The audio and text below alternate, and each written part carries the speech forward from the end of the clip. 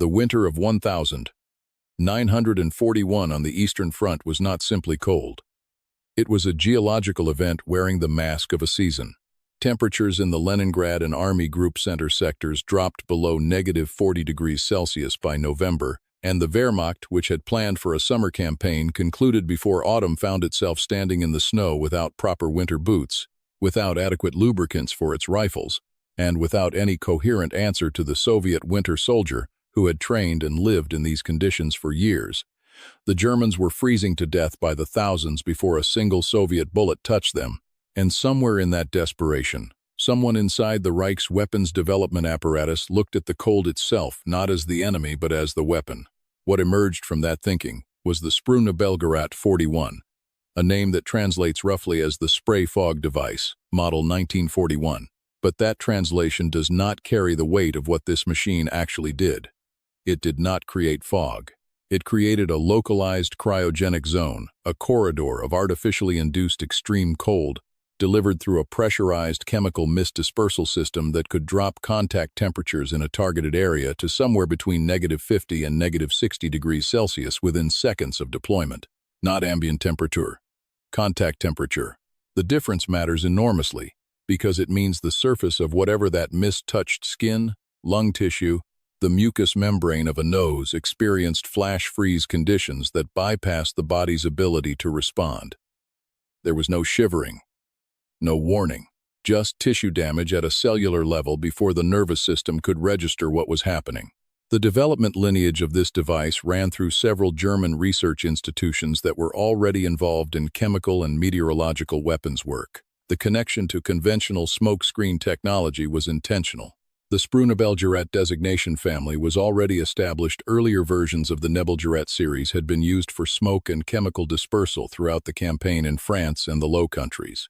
The 41 variant was a significant departure from that philosophy. Though it wore the same bureaucratic clothing, externally, a field observer who didn't know what he was looking at might have logged it as a smoke projector. The OKW, the Oberkommando der Wehrmacht, the High Command appears to have wanted that ambiguity preserved. The device itself consisted of a pressurized canister assembly, mounted either on a wheeled carriage for static emplacement or adapted to a backpack frame for individual operator deployment. The chemical agent used in the mist was not a pure cryogen in the industrial sense. It was a proprietary blend developed under wartime secrecy, but post-war analysis of surviving documentation and limited material samples suggests it involved a rapid evaporation compound with extreme endothermic properties, meaning the compound absorbed heat violently from its surrounding environment as it transitioned from pressurized liquid to dispersed vapor. The physical mechanism is the same principle that makes compressed air cans feel cold when you spray them, except scaled to a battlefield dispersal system, refined for maximum thermal shock, and concentrated into a directed cloud rather than a gentle aerosol. The effective range under ideal conditions, no significant wind, stable atmospheric pressure was documented in field trial notes as approximately 40 to 60 meters for primary exposure, and up to 100 meters for secondary cooling effects, sufficient to impair motor function. Primary exposure at close range caused immediate frostbite-equivalent tissue damage. Secondary exposure, even at distance, could drop core body temperature enough in an unprotected soldier to induce confusion and loss of fine motor control within minutes. In the dead of a Russian winter, that secondary effect alone was theoretically enough to remove a soldier from the fight without a single bullet. The theoretical application that drove its development was straightforward: use the Eastern Front's own climate as an amplifier.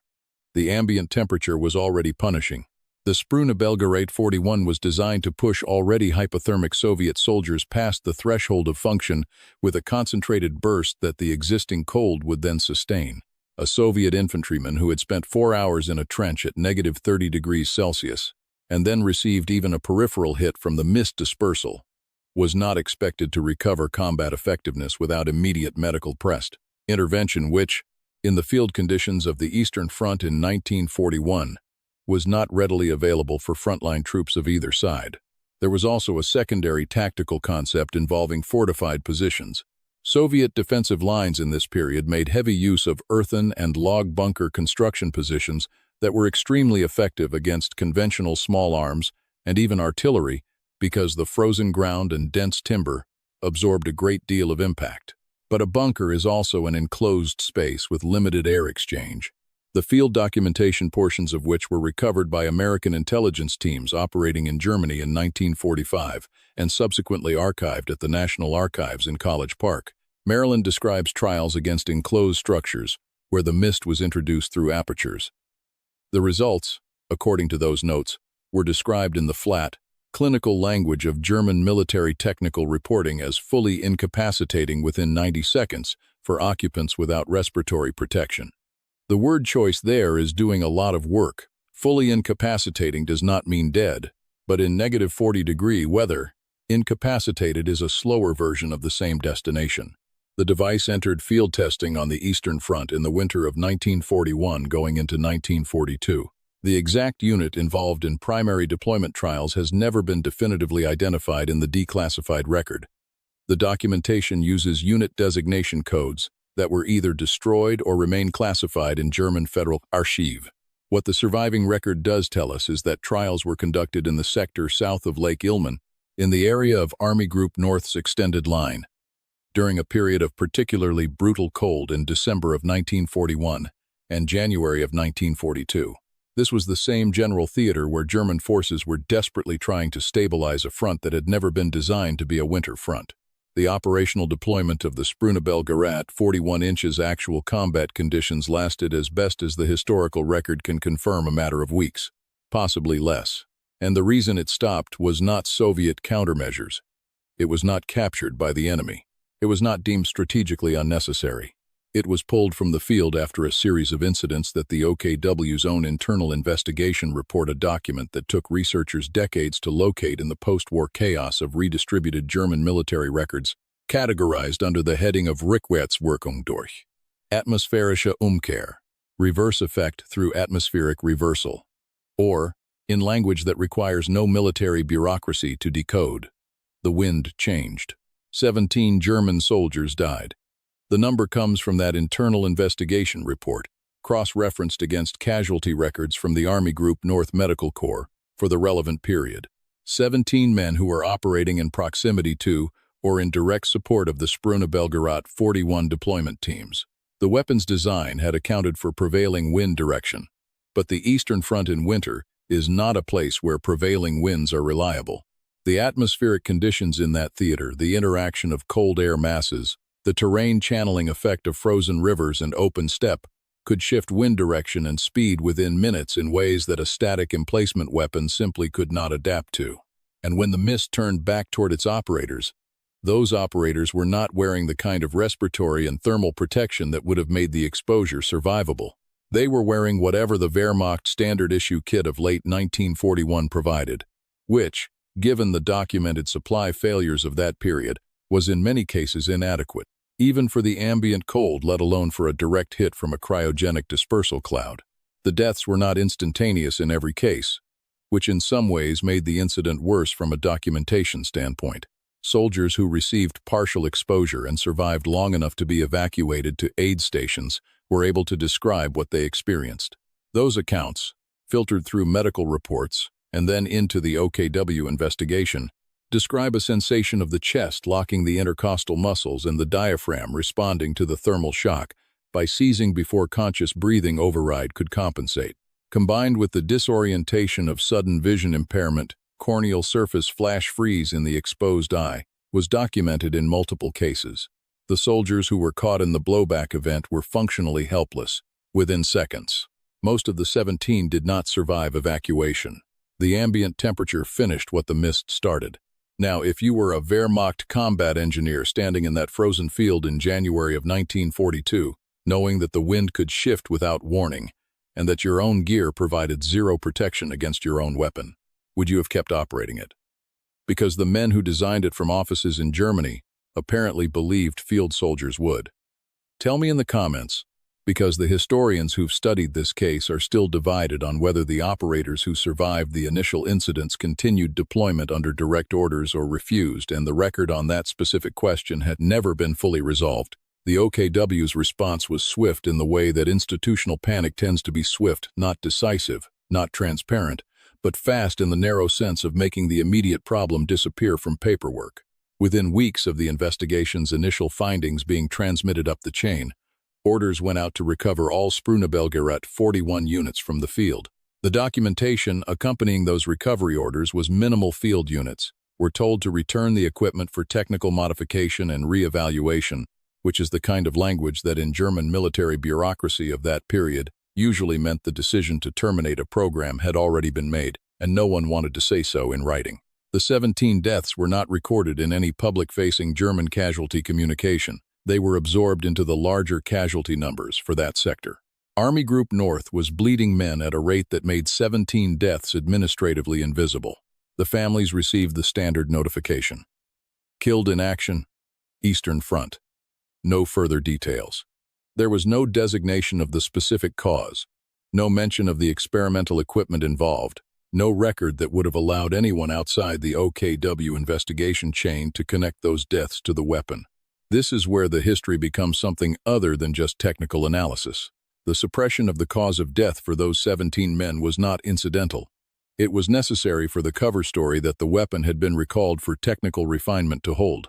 If the deaths had been attributed correctly, even internally at a level accessible to unit commanders, the legal and operational implications under the existing framework of chemical and exotic weapons deployment doctrine would have required formal review processes that would have created a paper trail. By keeping the cause of death vague, the OKW investigation report itself could be classified and filed without triggering those review processes. The weapon disappeared. The deaths were attributed to the campaign. The families never knew. The broader context of what the Sprühnebelgerät 41 represented legally is worth examining precisely because the OKW clearly thought about it. The 1925 Geneva Protocol, which Germany had signed, prohibited the use of chemical weapons in warfare. The legal status of a cryogenic agent, one that caused damage through thermal shock rather than toxic chemical interaction, occupied a genuine gray area in the protocol's language, which had been written with poison gases and similar agents in mind. The German legal and military analysis of this question, to the extent it can be reconstructed from surviving documents, appears to have concluded that the weapon's classification was ambiguous enough to proceed with development and field testing. But ambiguous is not the same as clear, and the OKW's decision to keep the entire program as quiet as possible suggests that confidence in that legal interpretation was not total. The question of whether the Sprühnebelgerät 41 constituted a prohibited weapon under international law as it existed in 1941 has never been formally adjudicated. The program ended before it produced enough documented field use to force that question into any post-war legal proceeding. The Nuremberg trials focused on chemical weapons programs, primarily the nerve agent work at facilities like Diehnefurth and the use of Zyklon B that produced evidence orders of magnitude more substantial than what survived from the 41 program. The 17 deaths, and the weapon that caused them, existed below the threshold of evidence that the prosecutors were working with. The case was never made. The program was never named. American intelligence teams who processed the relevant documentation in 1945 flagged the Sprühnebelgerät 41 materials as part of the broader technical intelligence sweep that was pulling everything potentially useful out of German military research. The program received a classification designation from the U.S. side and was folded into the archive of German weapons research that fed, in various ways, into American cold weather and chemical weapons development thinking in the early Cold War period. The specific connection between that archive and any subsequent American research programs remains, as of available public documentation, unconfirmed. What the post-war archive does, preserve imperfectly, with gaps, in the way that all documentation from that period survived, is enough to reconstruct the basic engineering logic of the device, the failure mode that killed its own operators, and the administrative machinery that erased those deaths from the accessible record. The Sprühnebelgerät 41 was not unique in its failure.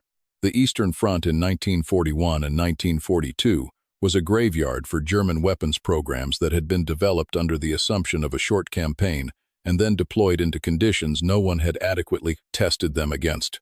What was unusual about the 41 program was the speed of its termination and the completeness of the effort to remove it from any documentation that might surface in accountability proceedings. The engineering lessons from the incident were, in a specific and technical sense, valuable. The atmospheric reversal problem, the vulnerability of any directed dispersal weapon to wind shift, was not a new problem. It had been documented in the experiences of both sides with gas weapons in the First World War, where wind-dependent chlorine and phosgene attacks had turned on their operators with lethal regularity in the early years before better delivery systems and more sophisticated meteorological planning reduced the risk. The German military in 1941 had access to that institutional memory. The fact that the Sprühnebelgerät 41 was deployed in the field, without adequate protection for its operators against blowback, without the respiratory equipment, without the thermal protection, without the meteorological support structure that a wind-dependent weapon of this type required, suggests either that the development program moved faster than the support infrastructure, or that the operational conditions on the Eastern Front in that winter made proper protocol implementation impossible, or both. Probably both. The soldiers assigned to operate the Sprühnebelgerät 41 inches field trials were not told the full extent of what the weapon could do to human tissue.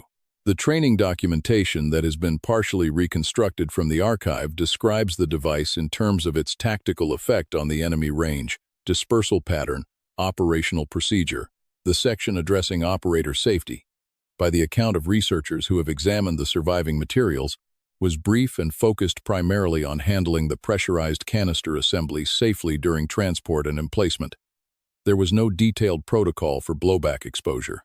There was no designated medical response procedure for an operator who received a direct hit from his own weapon. That absence is not an accident in a document that was clearly written by people who understood the weapon's capabilities. It is the kind of absence that tells you something about the institutional priorities of the program. The men operating that equipment in the field south of Lake Ilmen in the winter of 1941 were not given the information they would have needed to survive a weapons malfunction. They were given operational orders. And when the atmospheric reversal came, when the wind off the frozen steppe turned the mist back toward the German line, they had no procedure to follow, no protective equipment to reach for, and no medical infrastructure within reach that had been briefed on what to do with cryogenic exposure casualties.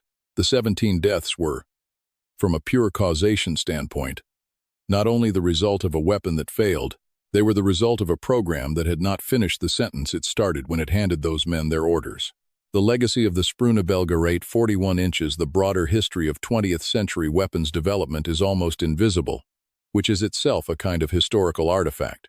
The programs that failed spectacularly and publicly, the German rocketry disasters, the Allied chemical weapons accidents, generated documentation through their very visibility.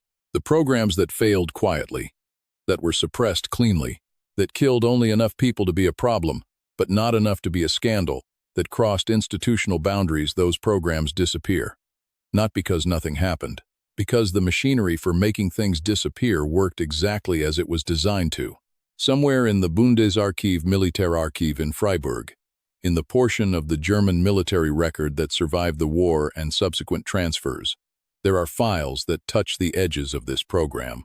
Researchers who have worked in that collection have described finding references, a supply requisition, a medical report with an unusual classification notation, a unit transfer order that doesn't quite match the surrounding administrative logic that suggests the full record of the Sprühnebelgerät 41 is larger than what has been formally declassified and published. Whether those peripheral files constitute new evidence about the weapon's deployment, its casualties, or its post-war intelligence handling is a question that cannot be answered from outside the archive. The 17 men who died are in the casualty records as soldiers killed in action on the Eastern Front. Their families were told what families were always told. The investigation that determined the actual cause of their deaths was filed in a classification stratum that kept it out of post-war proceedings and out of the historical literature for decades. The weapon that killed them was recovered from the field, designated for technical review, and administratively ceased to exist as a program before anyone with standing to ask questions about it had the opportunity to ask. The next German program that explored extreme cold as a weapons delivery mechanism didn't use a dispersal device. It used a different mechanism, entirely one that generated its own set of classified casualties under a different designation. That file has a different name. It's sitting in a different archive, and the men involved in it never knew the Sprühnebelgerät 41 had already proven the concept could kill your own side faster than the enemy.